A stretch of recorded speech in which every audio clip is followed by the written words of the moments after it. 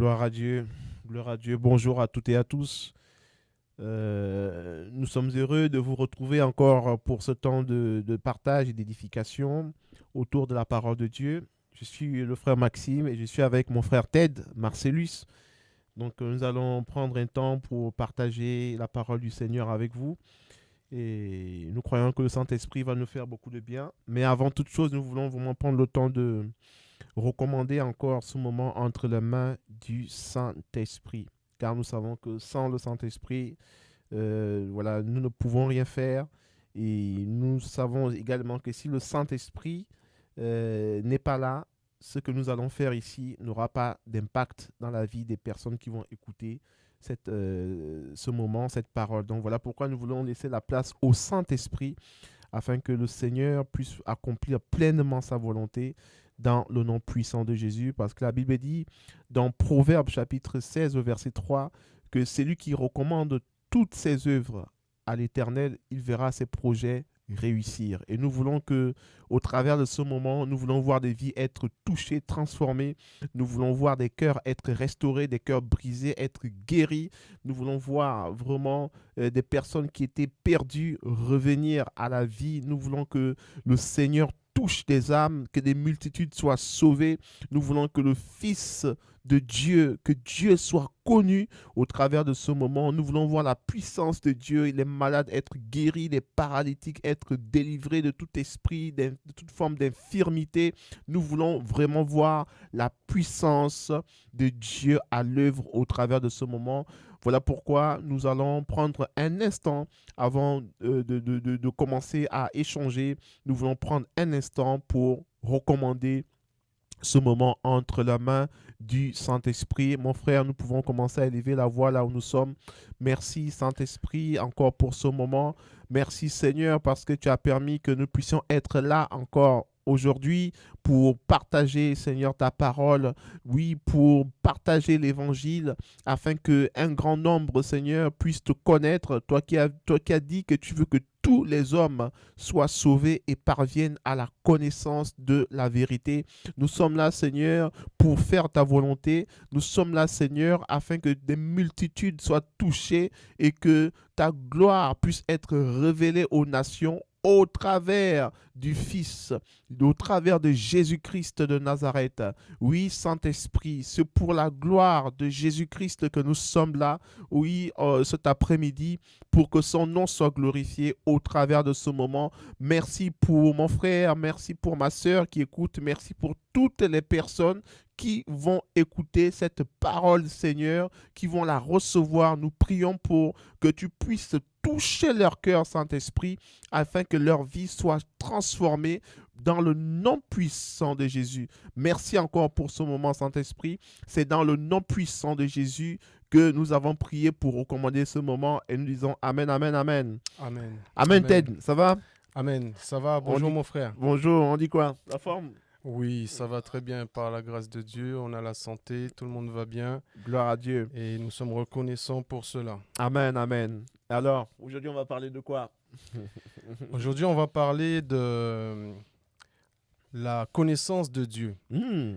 Oui, la connaissance de Dieu. Il faut savoir que tout homme, à un moment donné dans sa vie, il s'est posé la question, est-ce qu'il y a un Dieu qui existe? Est-ce que Dieu, on peut le voir? Wow. Est-ce que Dieu, on peut l'entendre? Yes. Est-ce que je suis né, je suis sur la terre par simple hasard? Est-ce que c'est la nature? Est-ce que la pluie est tombée sur les fleurs et ça m'a arrosé? Et puis un Big Bang ou des molécules Wow. voilà, par hasard ont explosé et puis ça a donné un être humain? Wow. Et beaucoup de personnes sont encore sans réponse concernant ça. Wow. Et nous allons essayer, par la grâce de Dieu, d'apporter un éclairage sur ce thème de connaître Dieu. Et pour connaître Dieu, j'ai envie de dire, même avant qu'on commence notre conversation, il est important de ne pas douter. très important. Hein. Oui, il est important de ne pas douter et de décider. Je vais donner une anecdote. Il y a une époque, moi, je doutais. Et un jour, j'ai dit, bon, pourquoi pas aujourd'hui, ben, je décide de croire. Waouh. Parce que Oui, là, mais moi j'ai une question, parce que là tu dis quelque chose de très... Moi je ne savais même pas ça. Mais tu doutais de quoi? alors, mon doute, c'était quoi? Mm. La première fois où j'ai ouvert une Bible, Waouh. euh, comme je suis vraiment convaincu Mhm. que l'homme, il est imparfait, Ouais. donc j'ai dit dans toute l'imperfection de l'homme, étant donné que c'est la main de l'homme qui a écrit ce qui est dans la Bible, Mhm. ben, il aurait pu faire beaucoup de fautes. Tout à fait. Donc, du coup, tu doutais parce que pour toi, en fait, déjà, tu savais que c'est l'homme qui avait écrit la Bible, bien qu'elle soit inspirée par Dieu, mais puisque l'homme, il a écrit, donc pour toi, bah, il n'y avait pas de raison d'y croire parce que c'est un homme qui a écrit. Exactement. Waouh, waouh. Voilà. Je me Wow. suis dit peut-être que l'homme, il peut arranger, il peut écrire ce qu'il veut, Il comme peut il veut. modifier, il peut corriger, il peut retrancher, E- il peut e- mettre ce qu'il veut, quoi. Exactement. Et puis, il y a un élément que tu as dit, c'est inspiré par Dieu. Mhm. Donc ça, déjà, c'est un élément que j'avais pas. Waouh. Je pensais pas que l'homme la Bible avait été écrite par l'homme, mais poussée par l'influence de Dieu, poussée par Hmm. l'Esprit de Dieu. J'avais pas cet élément. Ah ouais. Voilà. Ouais. Quand Donc, on... du coup, tu ne savais pas que, enfin, en fait, tu n'avais pas l'information comme quoi la Bible avait été inspirée par le Saint-Esprit, quoi. Non, ça, Donc, c'est c'est des ça. choses que j'avais pas. Ok. Donc je me dis, D'accord. ben, si moi je le sais pas, ben, d'autres personnes peuvent être dans la même Mhm, situation tout à fait, que tout à moi. fait. Wow. Et aujourd'hui, on sait qu'il y a encore beaucoup de personnes Mhm, qui vont dire que bon, la Bible, elle a été falsifiée. bien sûr. L'homme, il a écrit ce qu'il voulait. Et un jour, j'ai décidé de lire avant de croire. Wow. Tu as décidé de lire avant de croire. Avant de croire. Il faut que tu nous expliques là. En Wow. fait, un jour, j'ai décidé de lire pour vérifier qu'est-ce qui avait été écrit dans ce livre. Mhm, ok. Et pour aussi voir le nombre d'erreurs que l'homme aurait pu aussi inventer et voir. Je m'attendais à trouver des absurdités Ok, d'accord. Ok. en lisant et pour confirmer ce que je pensais. Wow. Ok. Et au final, là où j'ai été surpris quand j'ai commencé à lire, c'est que j'ai découvert que ce que j'étais en train de lire était complètement à l'opposé de ce que l'homme qui détient une Bible dans sa main Mhm. et de ce qu'il raconte concernant ce qui est écrit dedans. En fait, j'ai découvert dans les Écritures que l'homme, il disait beaucoup de mensonges Mhm. concernant la Bible. C'est ça. Ça veut dire que, si je reprends un peu, bon, là, on est juste en introduction. Oui, Ça veut dire que, en fait, il peut arriver qu'on dise des choses sur la Bible qui contient la parole de Dieu sans pourtant savoir ce qui est écrit à l'intérieur. C'est ça. Donc, c'est ce qui était ton cas, quoi. Ça veut dire que en fait, tu doutais parce que mais non, tu disais des choses, tu entendais même des choses. Mais Exact. sauf que tu ne savais pas exactement ce qui était écrit. Et c'est comme ça que tu as commencé par lire pour savoir ce qui est dedans, pour Exactement. voir si réellement il y avait des Exactement. erreurs. Je quoi. vais donner un exemple qui est très Wow. simple. Je vais prendre un exemple, un seul. Ouais. C'est l'exemple où j'ai toujours entendu que l'homme s'est servi de la Bible pour mettre l'homme en esclavage. Ouais, c'est vrai. Et Mm. quand j'ai entendu parler de ça, dans la tête d'un être humain, quand on entend le mot esclave, Mhm. ça résonne vraiment de manière négative. Oui, péjorative. Hein, ouais, Exactement. c'est sûr. Et quand j'ai découvert ce que Dieu appelle un esclave, et j'ai vu comment Dieu traite un esclave Waouh. dans les Écritures, j'ai vu que c'était tout le contraire de ce que l'homme fait. Waouh. Et quand j'ai découvert ça, là, j'ai dit, bon, maintenant, j'ai compris que l'homme, il ment, et Wow. je vais décider dans mon cœur de croire ce que la Bible dit. Wow. Parce que la Bible ne dit pas ce que l'homme dit. Et à ce moment-là, quand j'ai décidé, j'ai dit, Seigneur, maintenant je décide de croire ce qui est écrit ici. Parce que je vois que l'homme, il a menti à propos de ce qui est écrit. Wow, j'aime bien ce que tu as dit. La Bible ne dit pas ce que l'homme dit. Donc ça veut dire que la Bible dit ce que Dieu dit. C'est ça. Waouh, non mais j'aime ça. La Bible ne dit pas ce que l'homme dit. Ça c'est très bien ça. Donc frères et sœurs, vous avez entendu, la Bible ne dit pas ce que l'homme dit, mais la Bible dit ce que Dieu dit. Waouh, que le Seigneur te bénisse. Franchement, moi je découvre quelque chose là. On a bien fait de faire ça. Amen. On a vraiment bien fait d'avoir ce moment d'échange. Amen. Donc je voudrais juste qu'on revienne sur le sujet du jour. Donc le thème de ce jour. En fait, le thème de ce temps de partage, parce qu'on va avoir plusieurs échanges, hein, c'est vraiment connaître Dieu, c'est connaître le Fils de Dieu. C'est ça. Connaître Dieu, c'est connaître le Fils de Dieu. Qu'est-ce que tu peux nous dire, Ted? Alors, connaître Dieu, c'est connaître le Fils de Dieu. Donc, comme on a parlé de la Bible, j'ai décidé de croire à ce qui était écrit dans la Bible. Amen. Et ce qu'on va parler est tiré de la Bible. Donc, c'était important qu'on mette d'abord, en fait, cette introduction concernant pourquoi j'ai décidé de croire. Connaître Dieu, c'est d'abord connaître le Fils de Dieu. Et on va expliquer pourquoi c'est comme ça. Pourquoi c'est comme ça.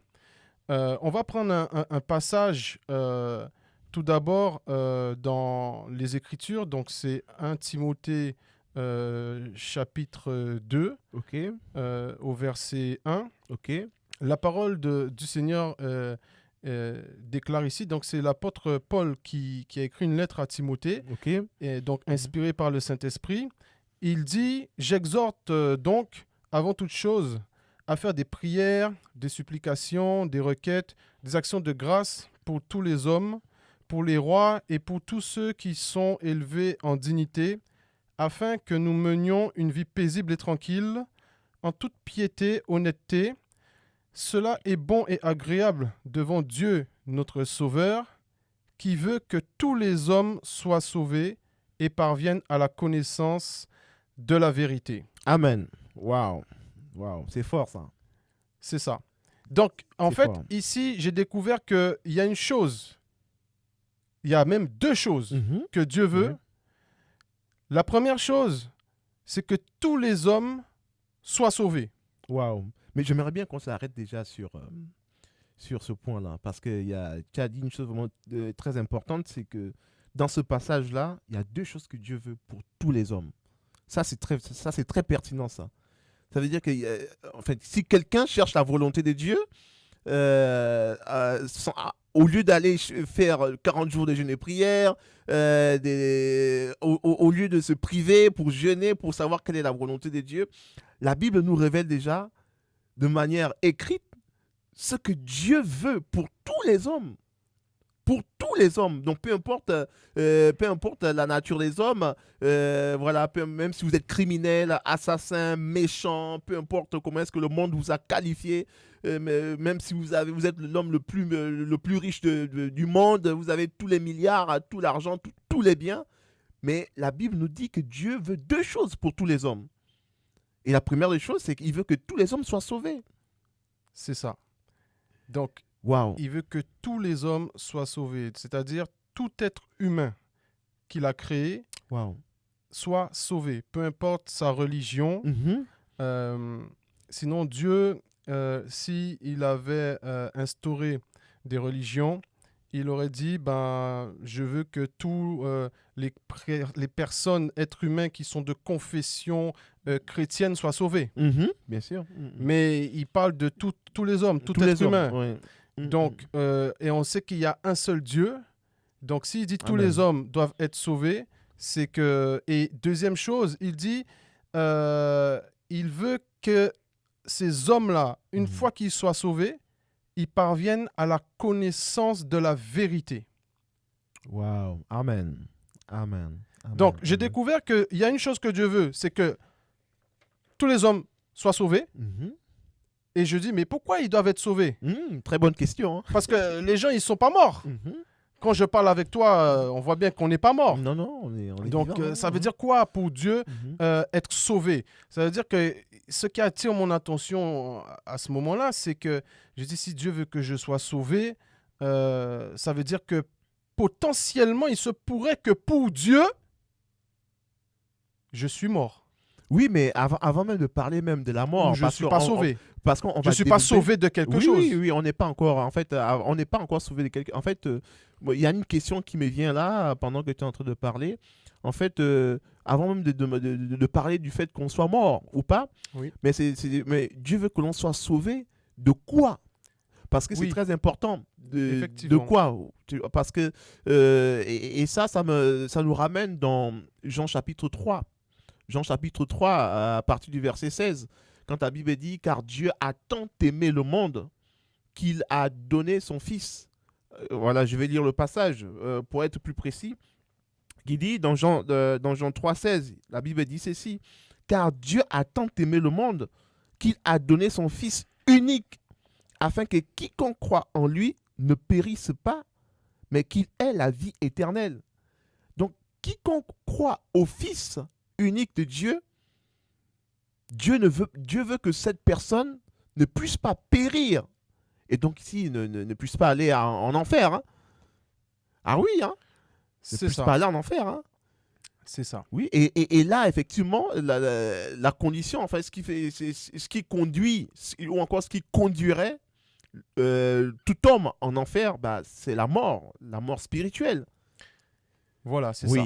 Donc c'est de ça que c'est ce que j'ai découvert. Donc quand Dieu parlait qu'il voulait que tout homme soit sauvé, c'est de la mort donc spirituelle. Effectivement, amen à la parole de Dieu, parce que sa parole répond à elle-même aussi. Amen. Donc que tout homme soit sauvé donc de l'étang de feu qui est aussi appelé, on peut dire comme il y a la vie éternelle, l'étang de feu, on pourrait considérer ça comme une mort éternelle. Tout à fait. C'est-à-dire que voilà, on est privé de la présence de Dieu éternellement. Donc, on souffre éternellement. En souffrant éternellement, dans la souffrance éternellement. On brûle éternellement. Hein. On brûle éternellement. On crie éternellement. Hein. C'est ça. Non, mais c'est important éternelle. C'est important d'insister dessus parce que quand on parle de ça, quelqu'un peut avoir l'impression que c'est quelque chose de passager. Je vais souffrir, on le dit, mais il est très important de comprendre que, ok, on parle de la vie éternelle, on va vivre dans la gloire avec Dieu pour l'éternité. Dans la paix, dans la joie, dans l'abondance pour l'éternité. Vivre la vie de Dieu. Non seulement on va commencer à la vivre sur terre, mais on va continuer de vivre cette vie jusque dans l'éternité de façon indéfinie. C'est ça. Et donc, quiconque n'a pas cette vie va vivre le contraire, en fait, de la vie éternelle, quoi. C'est ça. Pour toute l'éternité. Et là, c'est quand même, c'est difficile. Hein. Et il y a quelque chose que tu as dit, c'est on brûle éternellement. Oui. Bon, par la grâce de Dieu, j'ai jamais été brûlé, toi non plus. Gloire à Dieu. Mais je pense que une personne qui a été brûlée et qui se retrouve à l'hôpital, on a même ce qu'on appelle les grands brûlés. N'importe quelle personne, on lui pose la question qui a été brûlée, la sensation qu'elle a pu avoir, même si ça a duré 5 secondes, elle a l'impression que ça a duré 1 heure. Donc, avoir cette sensation-là d'être comme une torche vivante qui est en train de brûler, dans cette sensation de manière éternellement, je pense que quelqu'un qui a déjà été brûlé pourrait dire que lui, il n'a pas envie d'être éternellement dans cette sensation. Donc, c'est pour ça que la parole de Dieu dit, là où il y aura des cris et des grincements de dents, on voit bien que quelqu'un qui se brûle, il crie, il a mal, tant qu'il est en train de brûler, tant qu'il crie, tant qu'il a mal, tant qu'il pleure. Et en fait, Dieu ne veut pas que nous soyons dans ça de manière éternelle. Donc, il a besoin de nous sauver de ce châtiment. Amen. Oui. Et donc, la question était de savoir que, on doit être sauvé. C'est ça. Et 2, qu'on parvienne à la connaissance de la vérité. Amen. Donc, en fait, pour être sauvé, il faut déjà connaître la vérité. On peut pas être sauvé sans connaître la vérité. C'est pas possible, ouais, effectivement. Waouh. Waouh. Et du coup, ce que j'ai envie de dire, c'est que le mot vérité, j'ai découvert que selon la parole de Dieu à laquelle j'ai cru et cru dans la Bible, bien sûr, que quand Dieu dit il veut que tous les hommes parviennent à la connaissance de la vérité, j'ai demandé à Dieu, mais c'est quoi la vérité? Ça veut dire quoi la vérité? Parce que même pour un être humain ici aujourd'hui, c'est quelque chose d'abstrait. Et en fait, la vérité, j'ai découvert que selon la parole de Dieu, que la vérité est une personne. Amen. Amen. Wow. Ah, wow. La vérité est une personne. Donc quand quelqu'un te dit tu crois détenir la vérité, selon une connaissance, on voit bien que quand on parle de vérité, on parle de connaissance. C'est-à-dire que quelqu'un connaît quelque chose, il dit que c'est la vérité. Et Dieu dit qu'il veut que tous soient sauvés et parviennent à la connaissance de la vérité. De la vérité. Wow. Donc, la vérité est liée à la connaissance. Wow. Wow. Et nous, on va peut-être prendre des exemples pour dire que, hier, j'étais en train de passer sur la route et puis j'ai vu un accident et puis la voiture, elle a fait un tonneau et puis ça, je vais le raconter. Et puis comme j'ai vu ça, j'ai dit, c'est la vérité, je l'ai vu. J'ai pas menti, j'ai pas inventé une histoire. Il y a eu un accident, la voiture, elle a fait un tonneau parce que tes yeux ont vu. Donc tu dis, c'est la vérité. Mais c'est pas la vérité. C'est ça. C'est pas la connaissance de la vérité. C'est pas ce que la Bible appelle la vérité. C'est pas ce que Dieu appelle la vérité. Tout à fait. Ça, c'est la réalité. Ça, c'est la réalité, effectivement. Mais la vérité est une personne. Waouh, la vérité est une personne. Waouh. Et il faut connaître qui est la vérité. Waouh. Pour pouvoir connaître Dieu. Pour pouvoir être sauvé même. Hein. Pour pouvoir être sauvé. Il faut connaître qui est cette personne. Qui est cette personne qui s'appelle la vérité. La vérité. Wow.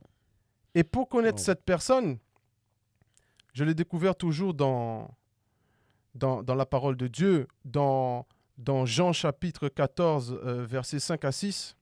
On va découvrir ici qui est la vérité. Alors, on voit que ici au verset 5, c'est le disciple de Jésus-Christ, Thomas, qui répond au Seigneur où il est écrit, Thomas lui dit, « Seigneur, nous ne savons où tu vas. Comment pouvons-nous en savoir le chemin ?» Et au verset 6, Jésus lui dit, « Je suis le chemin, la vérité et la vie, et nul ne vient au Père que par moi. » Oui, arrêtons-nous là d'abord, parce que là, franchement, il y a beaucoup de choses qui ont été dites là. Et je pense qu'on devrait prendre le temps vraiment de s'arrêter pour expliquer les choses. Oui. Parce que là, tu as dit une chose vraiment pertinente, c'est que la vérité est une personne.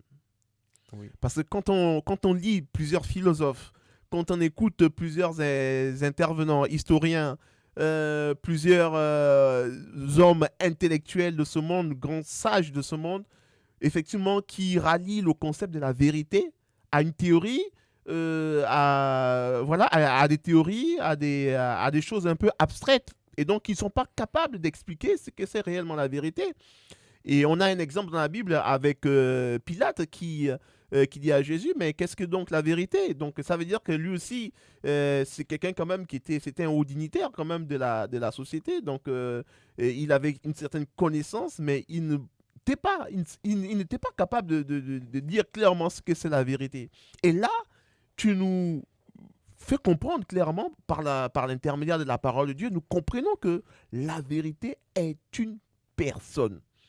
La vérité est une personne. Et cette personne, je peux le dire ou tu... Non, je te laisse cette personne, on comprend ici, au travers de ce verset que tu viens de lire, de la parole de Dieu, que cette personne, c'est Jésus. C'est Jésus-Christ qui est la vérité. C'est ça. Alors, il faut savoir une chose, c'est que quand Jésus dit qu'il est la vérité et que c'est écrit dans la Bible, il faut savoir une chose. L'esprit de l'homme, un être humain, bien qu'il croit que Jésus a existé, bien qu'il croit que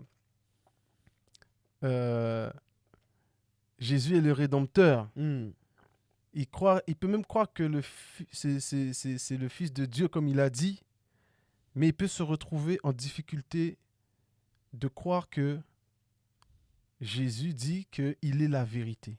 Wow.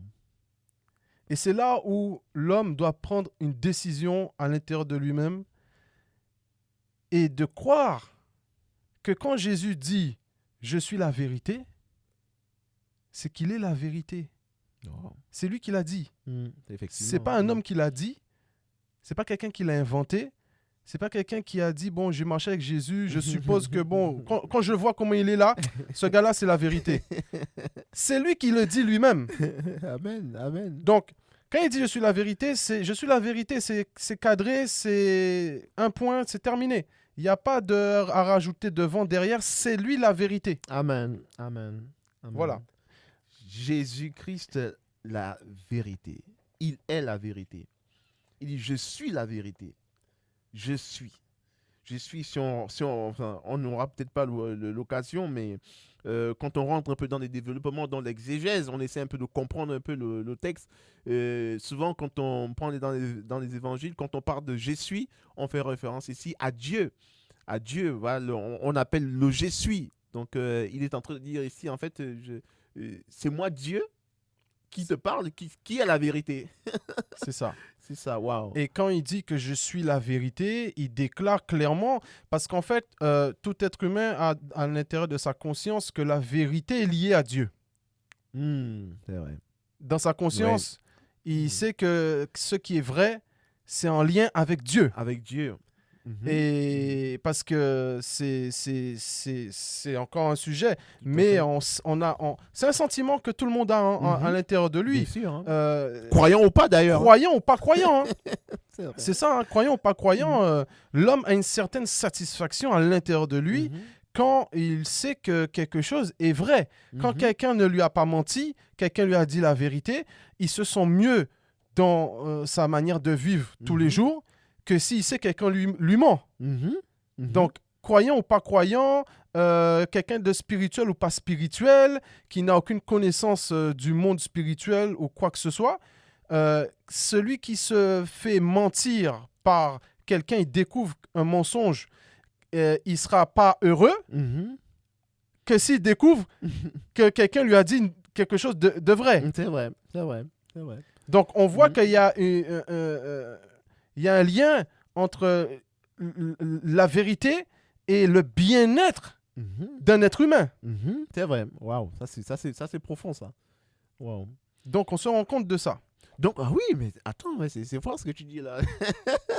En fait, notre bien-être. non, c'est notre bien-être effectivement dépend de la connaissance de la vérité. Donc, dépend de la connaissance de Jésus-Christ. C'est ça. Wow. C'est ça. Parce que je crois qu'il y a un passage biblique qui le dit. Hein. Je ne me rappelle plus trop bien. Voilà, c'est le passage qu'on a lu tout à l'heure. Dans 1 Timothée 2, il dit, alors je vais prendre à partie, il dit, voilà, j'exhorte donc avant toute chose à faire des prières, des supplications, des requêtes, des actions de grâce pour tous les hommes, pour les rois et pour tous ceux qui sont élevés en dignité, afin que, regarde le but, ou encore pour que nous menions, tous les hommes puissent vivre une vie paisible et tranquille. Merci Saint-Esprit. Mais non. Ah oui, voilà. Non. Voilà. Bon, c'est ça. C'est ça. Merci Seigneur, voilà. Franchement, pour cette révélation. Donc en fait, on constate que la vérité, ça veut dire que on se rend compte que en fait, si nous voulons avoir une vie paisible et tranquille, c'est lié à la vérité. C'est lié à la vérité. Qui est Jésus-Christ, hein, pour le préciser. Hein. Qui est Jésus-Christ. Wow. C'est-à-dire qu'un homme qui veut vivre tranquillement, pas dans l'angoisse, pas dans des sentiments un peu anxiogènes, qui veut être tranquille dans son esprit, dans son âme, qui ne veut pas être inquiété. Il est important qu'il ait la connaissance de Jésus-Christ. Amen. Et d'ailleurs, il y a un passage biblique qui le dit, hein, je crois que c'est Philippiens 4, verset 6, qui dit ne vous inquiétez de rien, mais en toute chose, faites connaître vos besoins à Dieu par des prières et des supplications avec des actions de grâce. Et la paix de Dieu, qui surpasse toute chose, gardera vos cœurs et vos pensées en Jésus-Christ. C'est ça. Amen. Non, mais c'est fort ça. C'est ça. Donc, juste, si tu me permets, oui. Vous qui nous écoutez, votre paix, la joie, la paix, l'amour, tout ce que vous recherchez, le bien-être que vous recherchez, votre cœur a été brisé. La solution se trouve en Jésus-Christ qui est la vérité. La paix que vous recherchez se trouve en Jésus-Christ. Pas dans une religion, pas dans une église, pas dans un groupe. Voilà, la paix se trouve en Jésus-Christ. La personne de Jésus-Christ qui est la vérité. Dieu est la vérité. Et nous allons voir un peu plus loin.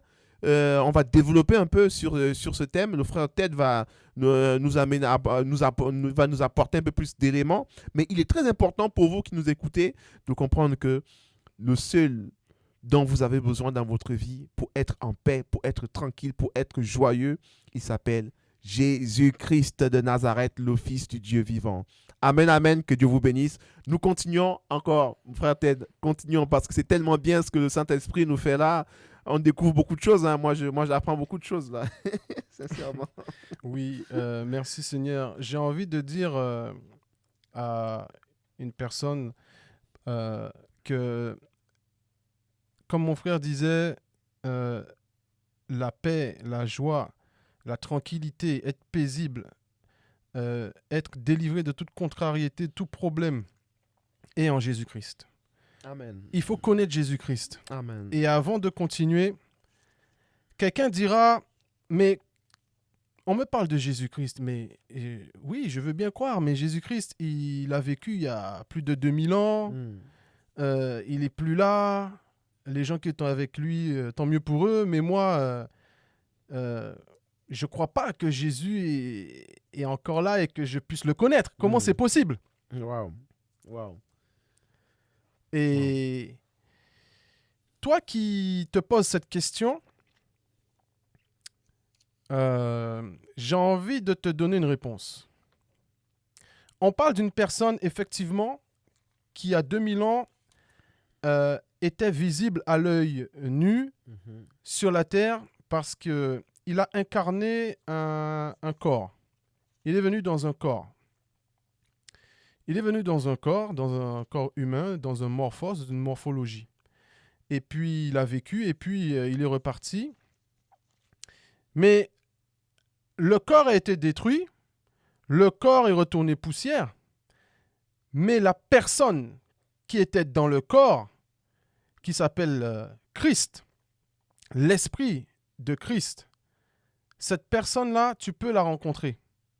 Cette personne-là est vivante. Quand on dit que Jésus est vivant, on ne parle pas du corps charnel, la peau, les os. On ne parle pas de ça. On parle de la personne de Jésus-Christ qui est vivante. Amen. Et pour que tu sois encore plus à l'aise avec ça, aujourd'hui, toi, en tant que personne, tu vas rencontrer quelqu'un et en fonction de son cœur, en fonction de son fond, tu vas pouvoir dire si cette personne-là, c'est une belle personne. Tu vas dire, ah, cette personne-là, c'est une belle personne. Ou tu vas dire, cette personne-là, elle est mauvaise. Et quand tu parles de belles personnes à ce moment-là, quand tu parles de personnes mauvaises, méchantes, c'est une mauvaise personne, tu ne regardes pas le corps. Tu regardes dans l'invisible ce qui est à l'intérieur du corps. Et tu te rends compte qu'à l'intérieur du corps, il y a une personne. Et cette personne-là ne meurt pas pour Dieu. toi, tu es dans un corps, toi, tu es une personne, tu sais que toi-même, tu es une personne dans ton corps et tu sais que si tu es une mauvaise personne ou si tu es une bonne personne. Et quand tu penses comme ça, tu ne penses pas à ton corps. Tu ne penses pas à tes pieds, à tes jambes. Tu penses à quelque chose qui est invisible à l'œil nu. Toi-même, tu ne te vois pas visuellement à l'intérieur comment tu es, mais tu sens comment tu es. Wow. Et de la même manière que tu es conscient que tu es un esprit, donc en tant que personne qui est dans ton corps, de la même manière que quand on parle de Jésus-Christ, le Fils de Dieu, et qu'on dit qu'il est vivant et qu'il n'est pas mort, on parle de cette personne-là qui est aujourd'hui désincarnée, qui n'est pas dans le corps qui avait eu 2000 ans et qui est bel et bien vivant en tant que personne spirituelle. Et c'est avec cette personne spirituelle, Jésus-Christ-là, que tu dois faire la rencontre pour pouvoir connaître Dieu. Amen. Et ça, Amen. c'est possible aujourd'hui. Amen, amen, amen, amen. Merci, frère Ted. Là, on a vraiment expliqué ce que c'est que la vérité. Je crois qu'on a quand même dit l'essentiel sur la vérité. Donc, je crois que les frères et les sœurs, les personnes qui nous écoutent ont compris quand même ce que c'est que la vérité. Donc, ce n'est pas juste une théorie, ce n'est pas un principe, ce n'est pas un concept, c'est la personne de Jésus-Christ.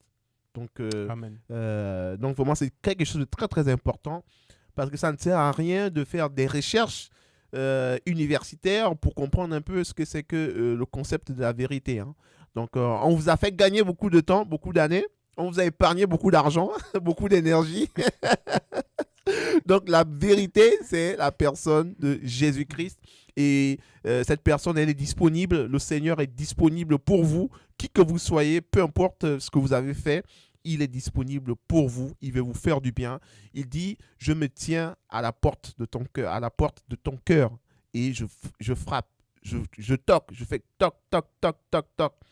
Je veux entrer.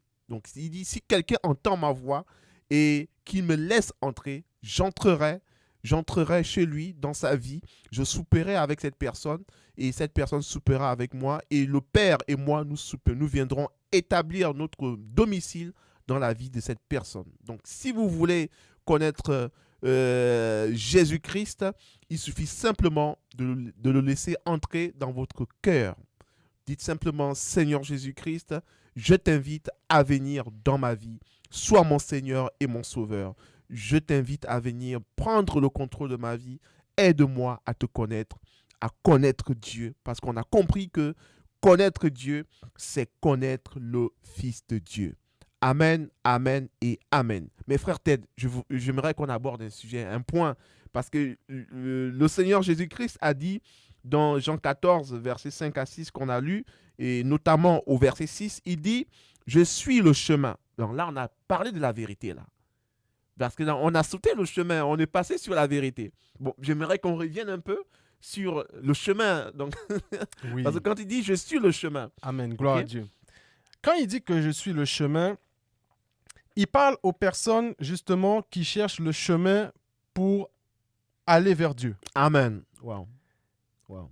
Et c'est ça le problème d'aujourd'hui et qui a toujours été le problème, le plus grand problème de l'humanité. Wow. L'homme s'est toujours posé la question, comment il peut être là, comme il est, sans savoir qui l'a créé. Et du coup, il a toujours cherché par différents moyens, avec des rituels, des choses spirituelles, occultes. L'homme a toujours cherché même par tous les moyens qu'il pouvait. Il est tombé même dans l'occultisme sans le savoir, parce qu'il veut rencontrer celui qui l'a créé. Donc, pour rencontrer celui qui t'a créé, il est à la recherche de qui l'a créé, de comment il a été créé. Donc, ils ont emprunté beaucoup de chemins pour rencontrer ce Dieu-là qui les a créés. Et c'est de ce chemin-là que Jésus parle. Il dit, vous cherchez un Dieu, celui qui vous a créé, le Créateur de toutes choses. Il dit, si vous voulez arriver vers lui, là, celui que vous cherchez depuis très longtemps, c'est moi qu'il faut connaître. Il faut passer par moi. Il faut passer par moi. C'est moi le chemin qui vous amène à lui. Wow. c'est moi le chemin. Et c'est ça qui parle en tant que chemin, parce qu'il est la vérité, il est le chemin qui amène à cette vérité. Waouh. J'aimerais rajouter quelque chose parce que c'est tellement important. Quand il dit je suis le chemin, et on peut prendre encore notre passage dans Jean chapitre 10, à partir du Jean chapitre 10, je vais lire le verset 9, à partir du verset 9, parce que Jésus-Christ dit ceci. Alors Jean 10, verset 9, alors juste un instant, le temps que je retrouve le passage, parce que c'est venu comme ça sur le coup, donc Jean chapitre 10, qu'est-ce qu'il nous dit Jean 10? Il dit ceci.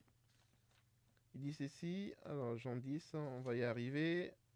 Alors Jean chapitre 10. La Bible dit ceci dans Jean chapitre 10, on lit le verset 9. Il a dit je suis le chemin, au chapitre 14, verset 6. Et dans le chapitre 10, dans Jean chapitre 10, le verset 9, Jésus-Christ dit, moi je suis la porte. Si quelqu'un entre par moi, il sera sauvé. Il entrera et il sortira et trouvera des pâturages. Il dit, je suis la porte. Moi, je suis la porte. Si quelqu'un entre par moi, il sera sauvé. Donc, ça revient à ce que le frère Ted expliquait tout à l'heure. Donc, il n'y a pas d'autre chemin. Jésus-Christ est le chemin qui mène à la connaissance du véritable, du seul et unique vrai Dieu qui existe. Amen. Qui a créé toutes choses. Ce n'est pas une religion. Ce n'est pas le nombre de prières que vous allez faire toute la journée. Ce n'est pas le nombre de sacrifices que vous allez faire. C'est bien, vous allez faire du bien aux gens. Ok, vous allez donner beaucoup d'argent, beaucoup de voitures, beaucoup de nourriture. C'est bien, il faut le faire. On vous encourage à faire du bien aux autres. Mais ce n'est pas ça qui va vous pousser à la connaissance du véritable Dieu. Ce qui va nous pousser, en fait, ce qui va nous mener à connaître le véritable Dieu, c'est de passer par Jésus-Christ, qui est ce chemin qui nous mène à la connaissance du Père. Et dans Jean chapitre 10, il dit qu'il est la porte. Donc, admettons, bon là, entre Ted et moi, il y a un vide, mais admettons, il y a une porte là. Donc, si je veux voir, je sais que Ted se trouve de l'autre côté d'une pièce. Donc, pour arriver dans cette pièce, je dois rentrer, puis je dois ouvrir une porte. Et admettons, si c'est une porte blindée, il y a un code, ok? Donc ça veut dire que blindé, parce que si c'est une porte, quelqu'un pourrait se dire, ok, je peux défoncer la porte. Mais et j'ai envie de dire, quand Jésus dit que je suis la porte, c'est parce qu'il a vu des personnes ouvrir beaucoup de portes. Beaucoup de portes, très bien. Et dans les multitudes de portes qui peuvent être ouvertes dans le monde spirituel, il dit, c'est moi la seule porte qu'il faut ouvrir. Et qui sauve, il dit et qui peut sauver. Et donc ça veut dire que toutes les autres portes que l'on a ouvertes dans notre vie, hein, qui ne sont pas Jésus-Christ, ce sont des portes qui nous mènent à la mort, à la destruction. Oui. Parce que plusieurs, peut-être, en ouvrant certaines portes dans leur vie, c'est-à-dire en faisant certains pactes avec le diable, en rentrant dans certaines loges, dans certaines organisations, dans certaines religions, ils ont peut-être cru qu'ils allaient être sauvés en faisant certaines choses. Mais non, Jésus-Christ nous apprend quelque chose ici, c'est de savoir que toutes ces portes, tous ces moyens que l'on a utilisés n'ont conduit qu'à une seule issue, c'est la mort. Exactement. C'est la mort. Et quand Jésus dit que je suis la vérité, ça veut dire qu'il n'y a pas une autre vérité. Waouh, il n'y a pas une autre vérité. Wow. Donc quand il dit je suis la vérité, si dans la porte qu'on a ouverte, on n'a pas entendu le nom de Jésus mentionné.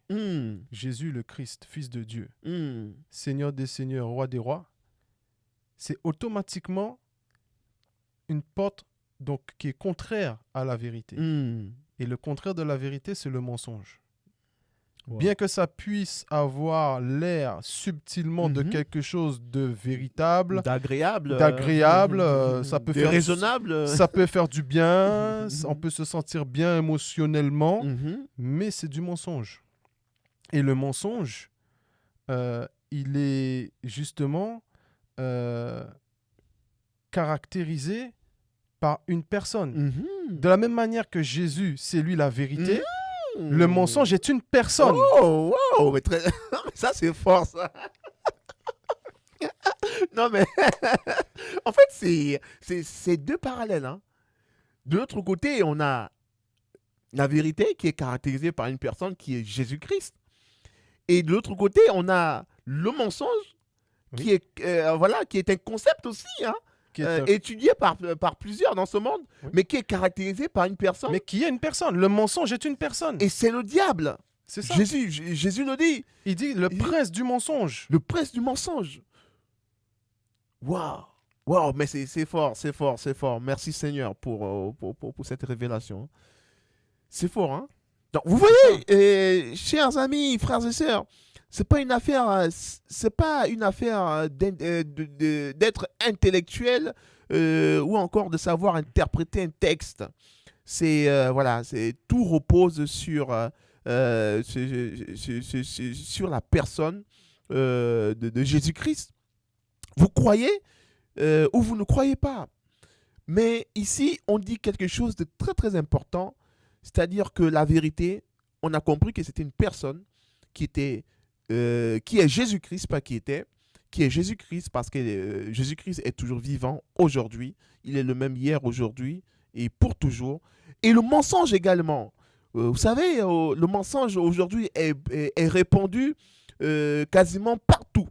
Que ce soit dans les médias, partout dans différentes sphères, que ce soit dans la politique, dans l'économie, dans plusieurs domaines, le mensonge est répandu.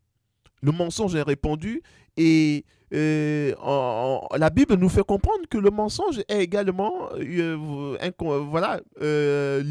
à la personne du diable, qui est le père du mensonge. On l'appelle le père du mensonge. Donc c'est lui. Donc tous les menteurs, ce sont les fils ce sont les fils du diable. Hein. Oui, tout ce qui est lié au mensonge. Tout ce qui est lié au mensonge, ça vient du diable. Et nous devons comprendre une chose, c'est que entre vérité et mensonge, il n'y a pas d'intermédiaire. Wow. Il n'y a pas d'intermédiaire entre vérité et mensonge. En fait, il n'y a pas d'entre-deux. Il n'y a pas de juste milieu.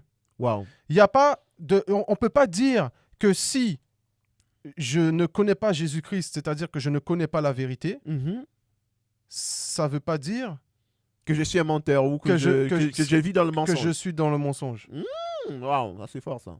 Ne pas connaître Jésus-Christ signifie être dans le mensonge, vivre dans le mensonge, fonctionner dans le mensonge, bien que on peut ne pas en être conscient. Tout à fait. Mais c'est la réalité. Parce qu'il n'y a pas de juste milieu. Je ne peux pas dire, bon, moi je ne mens pas, je ne fais pas des choses dans le mensonge, mais je ne connais pas la vérité. En fait, automatiquement, si je ne connais pas la vérité, je me retrouve positionné, assis dans le mensonge. C'est pourquoi le Seigneur, à un moment, il dit, j'ai un peuple assis dans les ténèbres. Ouais, c'est vrai. Pourtant, les personnes qui étaient là, ils ne sont pas forcément dans l'occultisme, en train d'être conscients de pratiquer des mauvaises choses. Tout à fait. Mais le fait de ne pas connaître Jésus-Christ, l'homme est assis dans les ténèbres. Waouh, parce qu'il a dit, je suis la lumière du monde. Exactement. Amen, waouh. Que le Seigneur te bénisse. Oui, effectivement. Hein. Oui. Il a dit, je suis la lumière du monde. Donc, s'il est la lumière du monde et que nous ne le connaissons pas, on est dans l'obscurité. On est dans l'obscurité, dans les ténèbres. Hein. Que l'on soit conscient ou pas. Donc, vraiment, frères et sœurs, vous qui écoutez ou qui allez écouter ce temps d'échange autour de cette parole, de la parole de Dieu, nous vous encourageons à donner votre vie à Jésus-Christ. Ce n'est pas une affaire de religion. Vous avez peut-être entendu dire que la religion, elle est comme ci, elle est comme ça. Ok, ça c'est la religion, mais là on ne vous parle pas de la religion. Parce que ce qui sauve l'homme, ce n'est pas la religion. C'est la connaissance de la vérité qui vous sauve. Et la vérité, c'est la personne de Jésus-Christ. C'est la personne de Jésus-Christ. Dieu veut que tous les hommes soient sauvés et parviennent à la connaissance de la vérité. Donc Dieu a il a deux choses, il a deux volontés, que les hommes soient sauvés et que les hommes parviennent à la connaissance du Fils unique qu'il a envoyé sur cette terre afin que l'homme puisse être réconcilié avec lui. Nous parlons de la réconciliation. Amen, amen. Amen. Qu'est-ce qu'on peut dire, mon frère? Là, on parle de la réconciliation parce que y a des personnes qui nous écoutent, hein, parfois même qui sont déjà même chrétiennes ou qui croient déjà en Jésus-Christ, mais qui ne sont pas encore convaincus, je dirais, totalement du fait que, mais pourquoi est-ce que pour arriver à Dieu, il faut obligatoirement que je passe par Jésus-Christ? Oui. Bon, je pourrais, parce que moi, pour évangéliser un peu dans la rue, parler avec plusieurs amis, que ce soit au travail, je parle avec plusieurs amis qui me disent, OK, moi je crois en Dieu, mais je ne crois pas en Jésus-Christ. Donc je me dis, OK, on a eu certains débats, certains échanges, parfois dans la rue, quand je vais évangéliser, à discuter avec certaines personnes, il y en a qui te disent, OK, moi ça ne me dérange pas de croire en Dieu, mais je ne crois pas en ton Jésus-Christ. Oui. Donc, qu'est-ce qu'on peut dire sur ce point? Ce qu'on peut dire sur ce point, c'est là où on se rend compte que quand on ne connaît pas la vérité, on se retrouve automatiquement, donc on vient de dire, dans les ténèbres, et les ténèbres est lié à l'ignorance. Donc quand on ne connaît pas la vérité, on est automatiquement dans l'ignorance. Et c'est l'ignorance qui fait dire que je prie Dieu, mais je n'ai pas besoin de Jésus. Ça, c'est l'ignorance qui fait dire ça. Wow. Parce que le problème de l'ignorance, on revient sur Jean 14 au verset 6. Jésus dit, « Je suis le chemin, la vérité et la vie ». Et donc, dans la deuxième partie de ce verset, on voit une phrase ici. « Nul ne vient au Père que par moi. » Wow. Nul ne vient au Père que par moi. Que par moi. Et personne ne peut prétendre qu'il va rencontrer Dieu s'il ne rencontre pas Jésus. Waouh. Wow. Donc, il faut obligatoirement passer par Jésus pour connaître Dieu. Il faut obligatoirement croire que Jésus dit qu'il faut le connaître pour rencontrer Dieu. Oui, mais simplement, il faut passer par lui. Il faut passer par lui. Il faut passer par lui. Oui, non, mais disons-le. Il faut passer par lui. Il faut passer par lui. En fait, ça revient à la question qu'on va aborder. Oui. On va traiter, tu vas nous donner un peu quelques éléments par rapport à ce verset biblique qui dit de 1 Timothée 2,5. Exactement. 2,5, oui. Donc, dans 1 Timothée 2,5, on voit qu'il est écrit « Car il y a un seul Dieu ». Et ça, c'est le seul Dieu que les hommes prient. Tout homme dit, moi, je prie un seul Dieu, le Dieu. Tout le monde dit, c'est ce Dieu-là que moi, je n'ai pas besoin de Jésus. Je parle à ce Dieu-là. Mais la parole de Dieu dit qu'effectivement, c'est une bonne chose. Quoi qu'il y ait un seul Dieu, c'est très bien. Mais il dit, il y a aussi un seul médiateur. Il y a aussi un seul médiateur. Entre Dieu et les hommes, Jésus-Christ, homme. Jésus-Christ, homme. Alors là, vraiment, ça mérite quand même qu'on s'arrête. Oui, et on qu'on va s'arrêter. Certaines choses. On va s'arrêter Alors, et on va expliquer. Déjà, on comprend qu'il y a un seul Dieu. Il n'y en a pas plusieurs.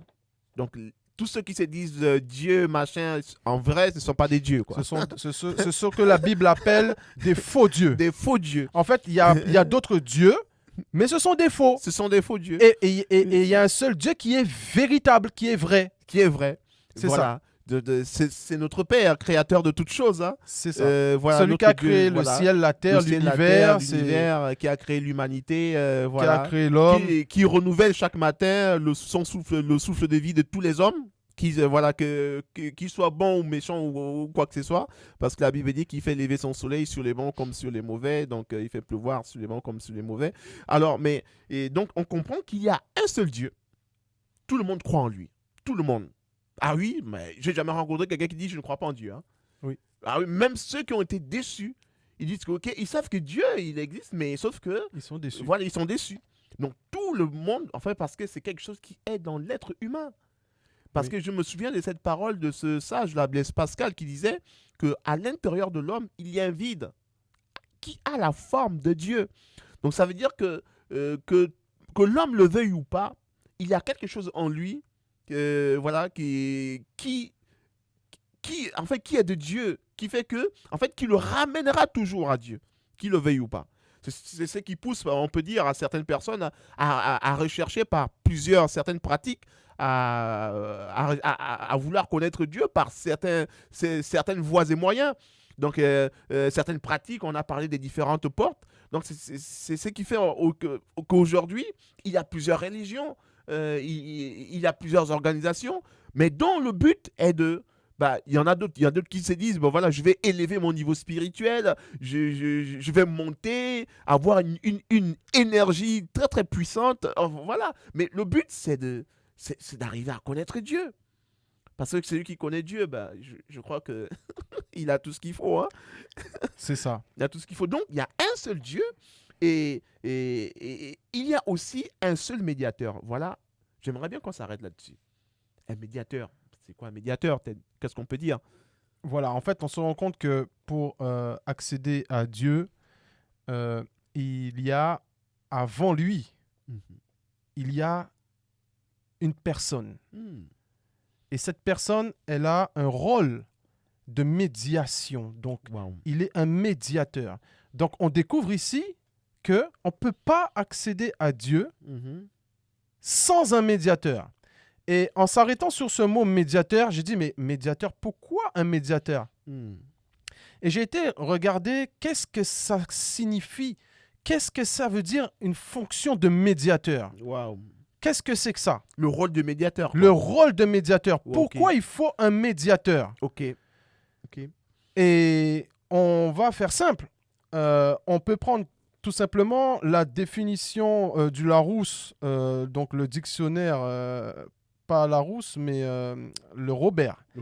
Donc, selon le dictionnaire le Robert, on voit la définition de médiateur. Un médiateur, c'est une personne qui s'entremet pour résoudre un conflit, faciliter un accord. Et on voit en synonyme que ça peut être un arbitre, un conciliateur, un facilitateur ou encore un intermédiaire. Ok, donc si on se base sur cette définition, donc on comprend qu'un médiateur, c'est quelqu'un qui vient un peu résoudre un problème, quoi. Enfin, qui se met un peu entre deux parties. Entre deux parties. Pour résoudre un problème. Pour résoudre un conflit. C'est ça, un problème. Et c'est quoi le conflit ou le problème dont il est question ici? Parce que c'est quand même important de comprendre un peu de quoi il s'agit là. Donc en fait, le conflit qui se pose, on peut supposer que entre l'homme qui cherche Dieu directement, et quand on te dit qu'il y a une personne entre les deux, entre le Père, celui qui t'a créé, et toi, pour résoudre un conflit, tu te poses la question, mais quel est le conflit que je peux avoir avec Dieu? Quelqu'un, il est né, enfin, il n'a jamais connu Dieu. Je prends un exemple simple. Il y a ma fille qui est née aujourd'hui, elle aura bientôt 5 ans, mais elle... on va dire, pas qu'elle ne fait pas des bêtises, mais elle n'a rien fait de méchant, elle. Oui. Donc, imagine-toi, un jour, je lui dis, en fait, il y a un conflit entre toi et Dieu. Et je veux même aller plus loin dans cette définition, parce qu'il faut bien comprendre que c'est quand même quelque chose de très important, ce rôle de médiateur. J'ai été voir même sur le site du ministère de la Justice française. Ok, très bien. Donc, on se rend compte que même dans la justice française, on va voir comment la justice française définit le rôle de médiateur et à quoi ça sert. Donc, la justice dit que le médiateur est un intermédiaire pour établir le dialogue entre les parties.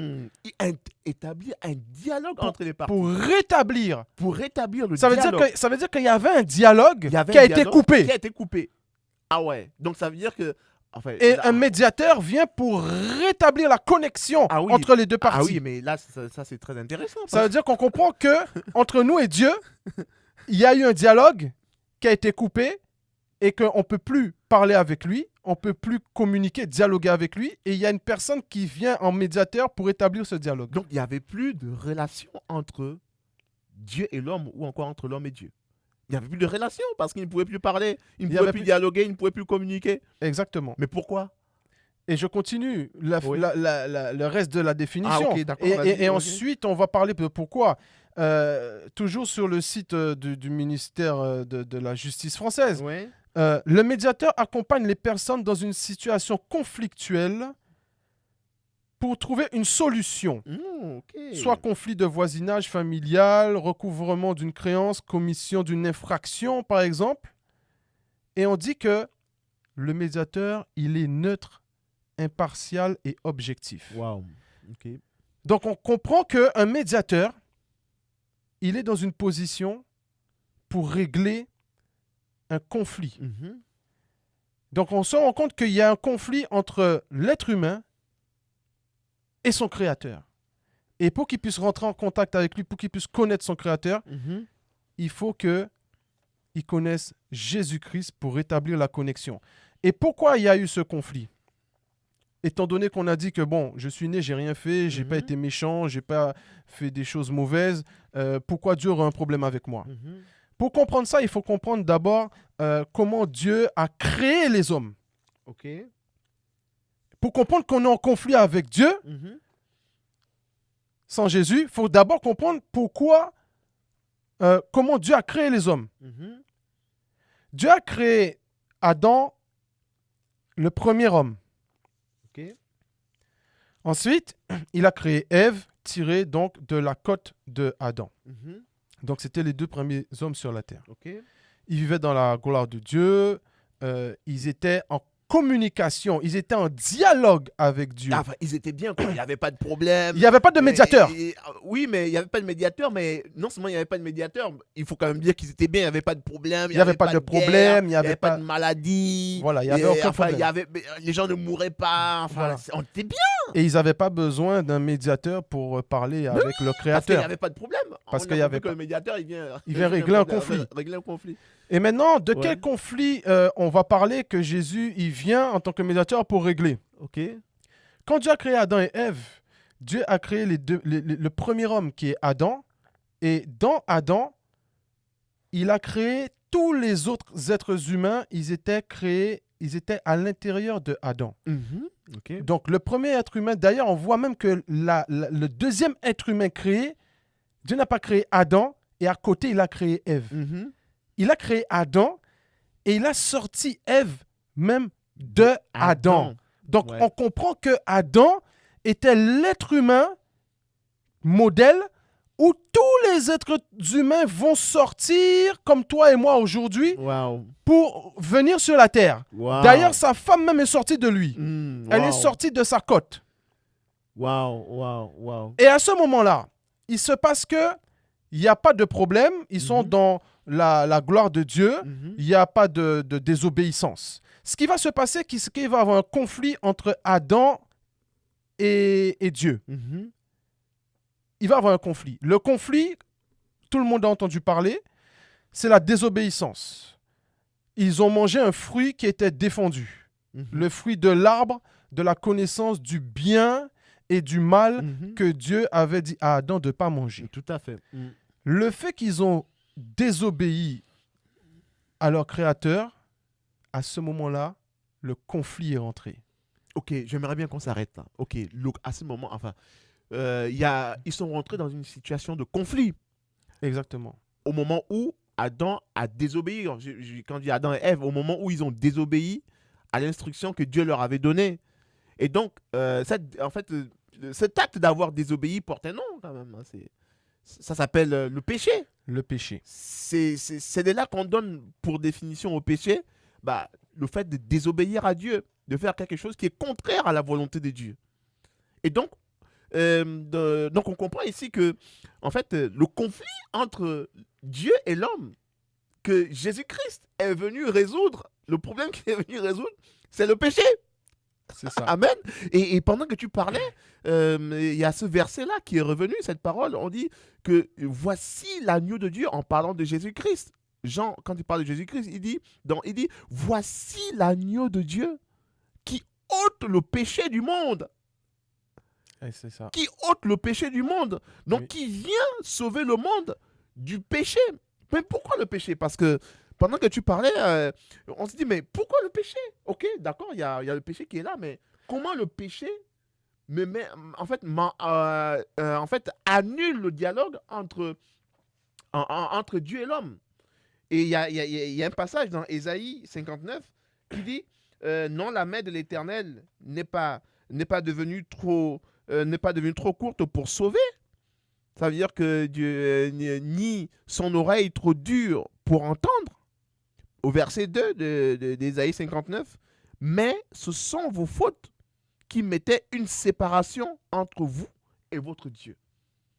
Donc c'est le péché qui met une séparation entre l'homme et Dieu, et c'est ce problème-là que Jésus-Christ est venu pour résoudre.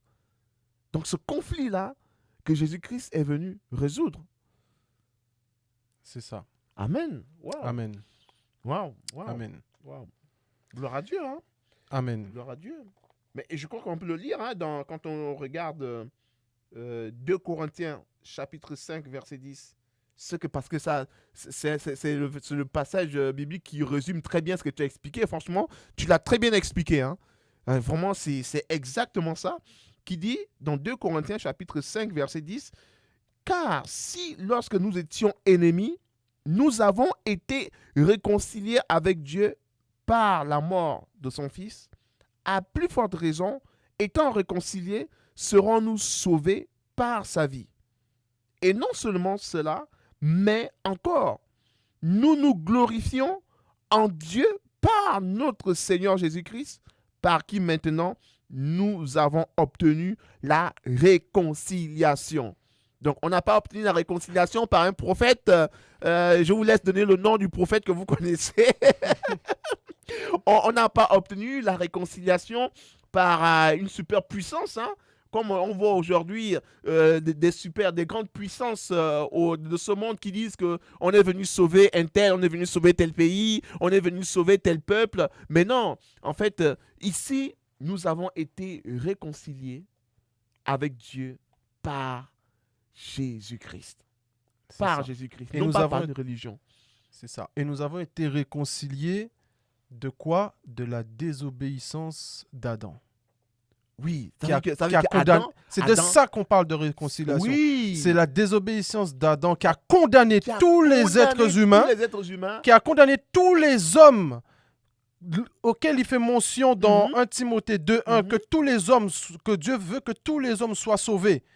C'est la désobéissance d'Adam qui a condamné tous ces hommes-là. Et là, on le voit dans... Et Jésus vient pour faire le rôle de médiateur pour réconcilier tous les hommes qui ont été séparés de Dieu par le péché originel. Et là, on le voit hein, dans Romains chapitre 5, au verset 12, dans l'épître de Paul aux Romains au chapitre 5, au verset 12, il dit « C'est pourquoi, comme par un seul homme, le péché est entré dans le monde, et par le péché, la mort, et qu'ainsi la mort s'est étendue sur tous les hommes parce que tous ont péché. » Donc ici, on voit très bien ce que tu as expliqué, c'est que Adam a désobéi, mais entre guillemets, à cause de sa désobéissance. Un seul homme dont on parle là, un seul homme, c'est Adam. C'est Adam. Oui. Donc ça veut dire qu'aujourd'hui, tout le chaos, que l'homme n'était pas appelé à vivre. Parce que la volonté de Dieu, c'est pas que l'homme souffre. Dieu n'a pas créé l'homme pour qu'il souffre. Dieu n'a pas créé l'homme pour qu'il meure. Parce que Dieu a créé l'homme à son image, selon sa ressemblance. Dieu vit dans l'éternité. Dieu ne meurt pas. Dieu ne meurt pas. Dieu, il vit éternellement. Donc, il a créé l'homme à son image et selon sa ressemblance. Et cet homme est censé manifester la nature de Dieu. Il est censé manifester la nature de Dieu, la puissance de Dieu, l'ADN de Dieu. Amen. Il est censé parler comme Dieu, marcher comme Dieu, être comme Dieu. Voilà, c'est ça. Non, mais c'est ça. Oui. D'ailleurs, quand tu parles de ce sujet que Dieu a créé l'homme à son image, beaucoup de personnes, même une personne qui peut nous écouter, quand il entend cette parole, il peut se dire, ça veut dire que Dieu, il a 2 bras, 2 jambes, 2 pieds, je ressemble à Dieu. Et comme on a dit au début donc, de ce podcast, cette émission, on a expliqué que Jésus, il est venu à 2000 ans dans un corps incarné, mais il est un esprit. Et d'ailleurs, la parole de Dieu dit que Dieu est esprit et il faut que ceux qui l'adorent en esprit et en vérité. Amen. Donc, on comprend que quand Dieu dit il crée l'homme à son image, il ne crée pas l'homme comme ayant une morphologie, un morphos tiré de la poussière de la terre. Ce n'est pas de cet homme-là dont il s'agit. L'homme à l'image de Dieu, c'est justement l'homme que toi tu es à l'intérieur de ton corps, que tu ne vois pas, qui est invisible, qui est l'esprit. Amen. Amen. Donc c'est ça, être à l'image de Dieu. Et ton esprit n'est pas destiné à être détruit. Il ne peut pas être détruit. Dieu, il est éternel, comme tu as dit mon frère. Dieu est éternel. Donc s'il crée quelque chose à son image, à sa ressemblance, il crée la chose de manière aussi à être éternel comme lui qui est éternel à son image et à sa ressemblance éternelle. Wow. Et qui n'est pas destructible. Amen. C'est pour ça que toi et moi, nous ne sommes pas, personne ne peut être détruit. Par contre, on peut être placé soit dans les temps de feu, soit dans ce qui s'appelle, dans la gloire de Dieu, le paradis. Amen. Amen. On aura l'opportunité de développer ce point-là parce que vu qu'on est sur notre première partie, connaître Dieu, c'est connaître le Fils de Dieu. Mais il y a quand même un verset que je voulais lire pour conclure, avant que tu nous donnes ton dernier mot. Mais oui. J'aimerais lire ce verset-là de... tu veux le lire Jean 14, là Oui, verset 5 à 6. Oui. Alors, ça, Jean 14, on va aller dans Jean 14. Et puis tu peux donner ton mot de fin aussi. Voilà. Oui. On va aller dans Jean 14 au verset 5 à 6 pour comprendre ce qui se passe avec la plupart des problématiques, des blocages qu'un être humain peut rencontrer. On peut le voir même dans la Bible avec des personnes qui sont même en face de Jésus, qui l'ont connu en chair et en os. Et tu peux te retrouver aujourd'hui dans cette problématique comme Philippe, où tu as du mal à saisir. Et voilà un exemple d'une personne qui a du mal à saisir. C'est l'exemple de Philippe. On va le lire. C'est Jean 14, 7 à 8. C'est 7 à verset 7 à 9. Oui. Jean 14, verset 7 au verset 9. C'est ça. Alors, donc, il est écrit que si... Donc là, c'est Jésus qui répond à ses disciples. Il dit... Si vous me connaissiez, vous connaîtriez aussi mon Père. Amen. Et dès maintenant, vous le connaissez et vous l'avez vu. Parce que les gens, ils cherchent à vouloir voir Dieu. Et là, il est en train de dire, si vous me connaissez, vous connaîtriez aussi mon Père. Et dès maintenant, comme en d'autres mots, si vous me voyez, vous voyez votre Créateur, celui qui vous a créé, le Père. Amen. Le Dieu de toutes choses. Amen. Il est en train de dire ça à ses disciples en face à face. Et on va voir qu'il y a un disciple qui répond. Donc le disciple Philippe, au verset 8, il répond au Seigneur. Il dit, Philippe lui dit, Seigneur, montre-nous le Père.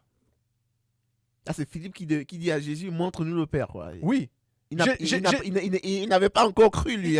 mais on voit que Philippe ne comprend même pas ce que Jésus est en train de lui expliquer. C'est-à-dire que Jésus en face de lui, Jésus lui dit au verset 7, « Dès maintenant, vous le connaissez et vous l'avez vu. » Et Philippe dit, « Montre-nous le Père. » Et donc Jésus, il va répondre. Et étant donné que Philippe il dit, « Montre-nous le Père et cela nous suffit », Jésus lui répond au verset 9, il dit, il y a si longtemps que je suis avec vous. Je rajoute, Philippe. Il y a si longtemps que je suis avec vous, Philippe. Et tu ne m'as pas connu. Philippe, celui qui m'a vu a vu le Père. Comment dis-tu, montre-nous le Père? Amen. Point d'interrogation. Point d'interrogation. Donc, il peut arriver que l'on soit dans l'église, que l'on soit, on va dire, on se dise chrétien pendant plusieurs années, 10, 20 ans, 30 ans, même parfois même 40 ans, 50 ans, 60 ans, mais sans connaître, en fait et être comme Philippe, hein, parce que Philippe, il a vu Jésus faire des miracles, parler, enseigner. Voilà, il y a des gens qui ont donné des témoignages par rapport à Jésus-Christ. Et Jésus-Christ est étonné de voir Philippe lui poser une telle question. Donc ça veut dire que Philippe ne croyait pas que le Père était en Jésus-Christ et que Jésus-Christ donc était le Père. Et Jésus même, il est étonné que Philippe ne comprenne pas ça. Ah oui, il est étonné. C'est-à-dire qu'on se retrouve dans un dialogue avec deux personnes étonnées. Donc, il y a quelque chose quand même qui est fort. Ben oui. Jésus est étonné que Philippe, il lui pose la question, montre-moi le Père et ça me suffit. Jésus dit, mais qu'est-ce qu'il me raconte? Il voit pas que... Il voit pas que avec tout ça là que je fais là, je lui dis que ça c'est le Père qui est en moi et qu'il me dit, montre-moi. Il comprend pas. Donc on se rend compte qu'il y a un dialogue, comme un dialogue de sourds, quoi. Ben oui. Mais je crois que si on va un peu plus bas, Jésus-Christ va dire, c'est lui qui m'a vu, parce que là il va répondre à Philippe. Parce que non seulement Jésus-Christ, il est étonné, il pose la question, mais comment peux-tu dire, montre-moi le Père, alors qu'il y a si longtemps que tu es avec moi. Exactement. Et je ne sais pas si longtemps, on met le temps que tu veux. Hein. Oui. Ça peut être 70 ans. Tu vas à l'église, tu fais beaucoup de choses. Oui. C'est très bien, mais tu ne connais pas le Père, en fait. C'est ça. Et pour Jésus, il ne comprend pas, parce qu'il dit, il y a si longtemps, ça fait depuis le temps là que tu es avec moi. Pour moi, normalement, moi j'étais convaincu. Jésus, pour lui, il est convaincu que tu as tout compris. Que tu avais tout été acquis, quoi. Que c'est bon. Moi, depuis le temps que tu es avec moi, là, normalement, tu dois savoir que c'est le Père qui est là et qui fait ça. Qui fait ces choses. Parce que quand on lit plus bas, Jésus-Christ il va répondre maintenant. Parce qu'il avait compris que vraiment, Philippe, là, il était vraiment à côté de la plaque. Hein. Il dit, mais vraiment, mon fils, là, vraiment, il faut, si je ne t'aide pas là, tu vas vraiment demeurer dans ton incrédulité.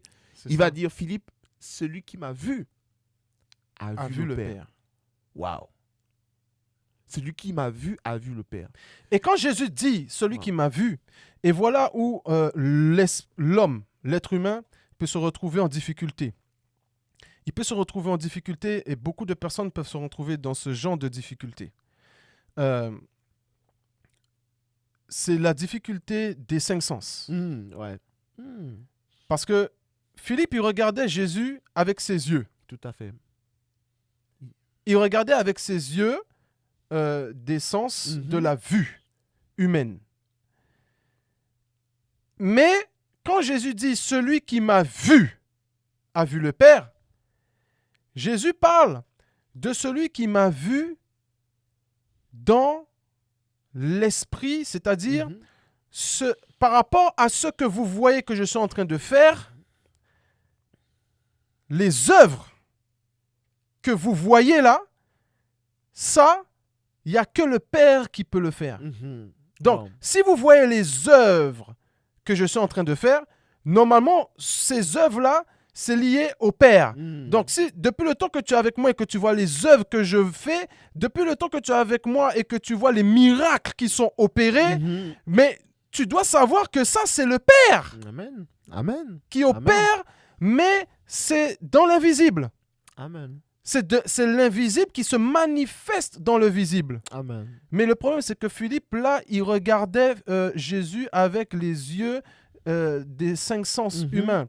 Et quand Jésus dit « tu m'as vu », Jésus ne parle pas de « tu m'as vu avec tes yeux naturels », mais il dit « mais depuis le temps que tu me vois avec tes yeux spirituels, les miracles, les choses qui sont dans l'esprit, tu vois bien que ça, c'est Dieu. Tu vois bien que ce sont les œuvres de Dieu. Donc, qui voit les œuvres de Dieu, voit Dieu. Amen. Amen. Wow. Qui voit les œuvres de Dieu, voit Dieu. Wow. C'est pour ça que Job avait dit, j'avais entendu parler de toi, mais aujourd'hui, mes yeux t'ont vu. Ah waouh, gloire à Dieu. Et pourtant, Job n'avait pas un être humain en chair et en os devant lui. Non. Mais comment Job peut dire que mes yeux t'ont vu? Waouh. Waouh. Pourtant... Ça veut dire que c'est à travers les œuvres de Dieu. Quand il voit la manifestation des œuvres de Dieu, on voit Dieu. On voit Dieu. Amen. Amen. Amen. Et c'est pour ça que Jésus était étonné. Waouh. Waouh, quelle profondeur. Waouh.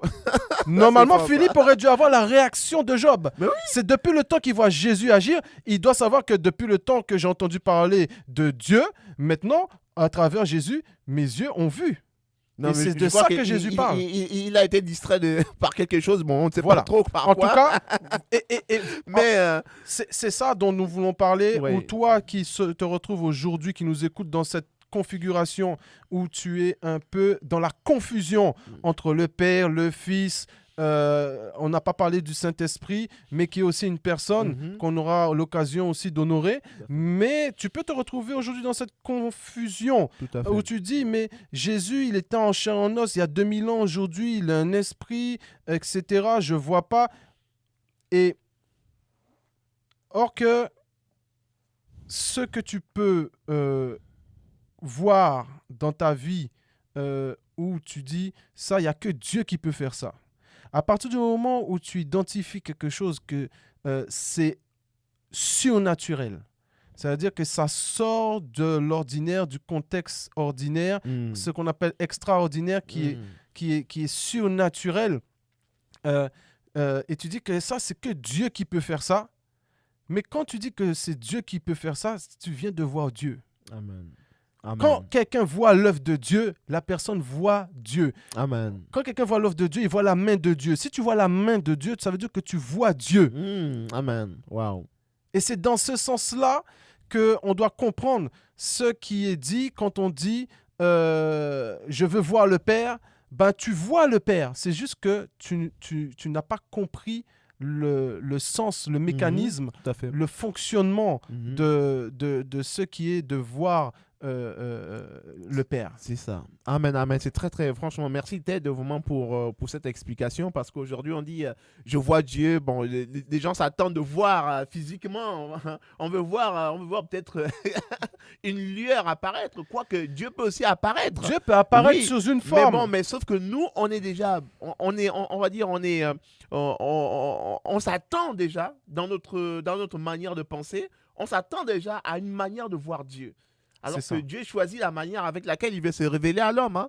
Et c'est très important de comprendre que voilà, celui qui voit Jésus-Christ, voilà, il voit Dieu. Et comment est-ce que Jésus-Christ aujourd'hui, nous on ne l'a pas vu, mais on voit les œuvres de Jésus-Christ aujourd'hui.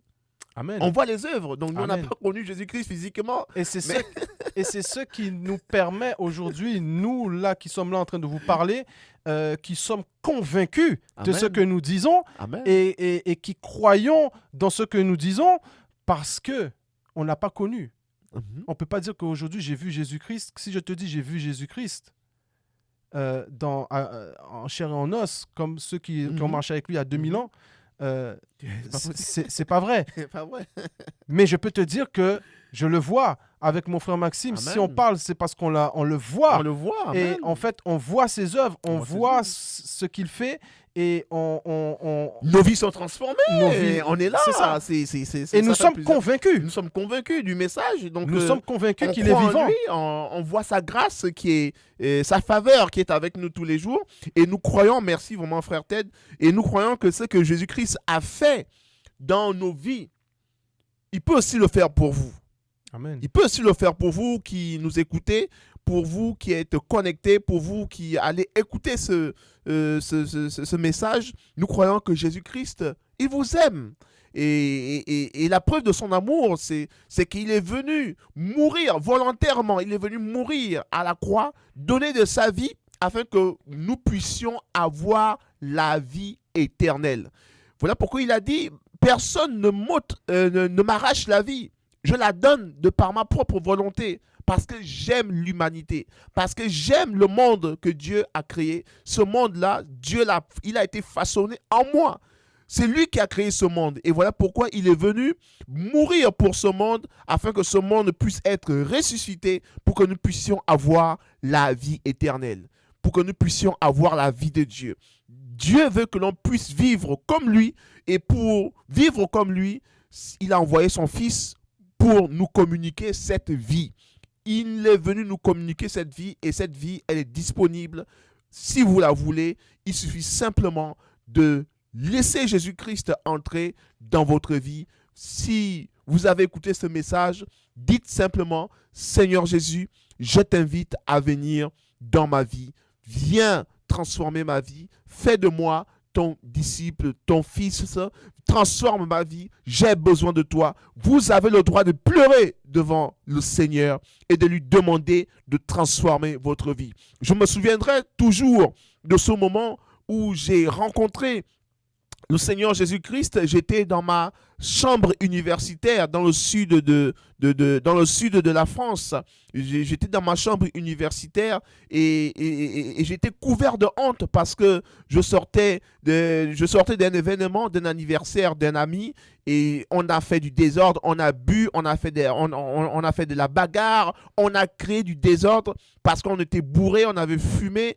Et donc quand on est revenu à nous-mêmes, j'avais tellement honte de moi que je me suis dit, je ne pouvais pas continuer de vivre comme ça. C'est soit, Seigneur Jésus-Christ, tu viens, tu transformes ma vie, tu me délivres de cet alcoolisme, de cet esprit qui me poussait à faire du désordre et qui pouvait me pousser à me suicider parce que j'avais honte de moi. J'ai dit, Seigneur Jésus-Christ, dans ma chambre universitaire, c'était en avril, le 11 avril 2011.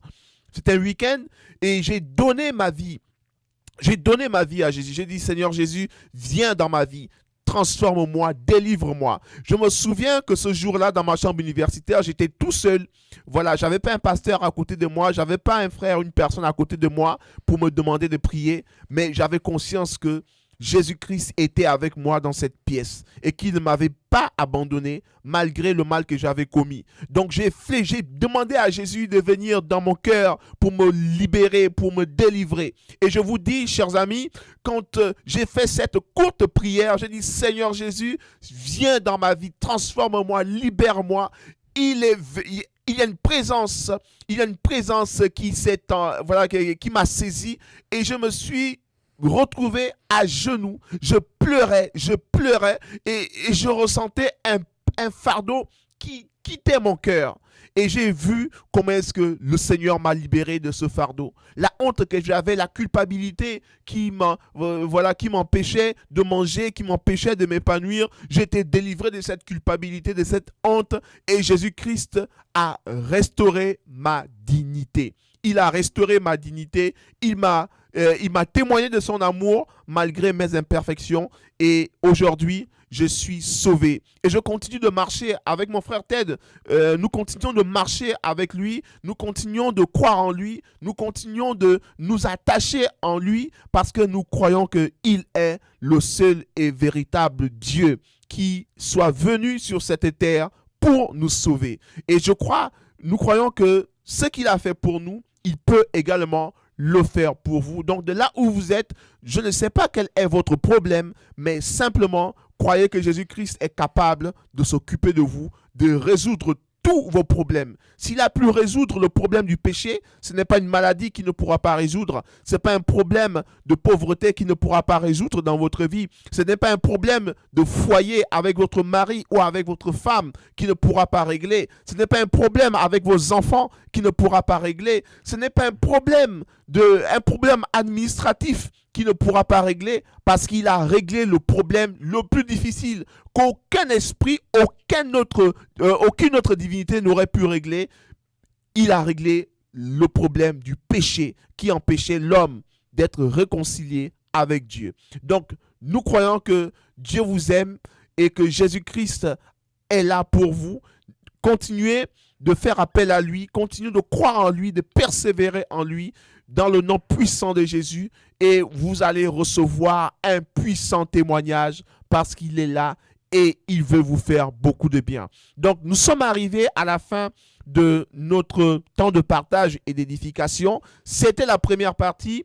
Nous vous donnons rendez-vous pour une seconde partie de ce temps de partage sur le thème « Connaître Dieu ». c'est connaître le Fils de Dieu. Donc aujourd'hui, nous avons dit beaucoup de choses. Nous vous invitons à réécouter ce message. Nous vous invitons à le partager sur toutes les plateformes de vos réseaux sociaux avec des personnes qui en ont besoin. Faites le travail de l'évangéliste avec nous. Nous avons, par la grâce de Dieu, parlé, prêché, enseigné, partagé notre témoignage aujourd'hui au travers de cette plateforme. Mais vous pouvez également servir avec nous en partageant ce message dans vos réseaux sociaux à une personne qui en a besoin.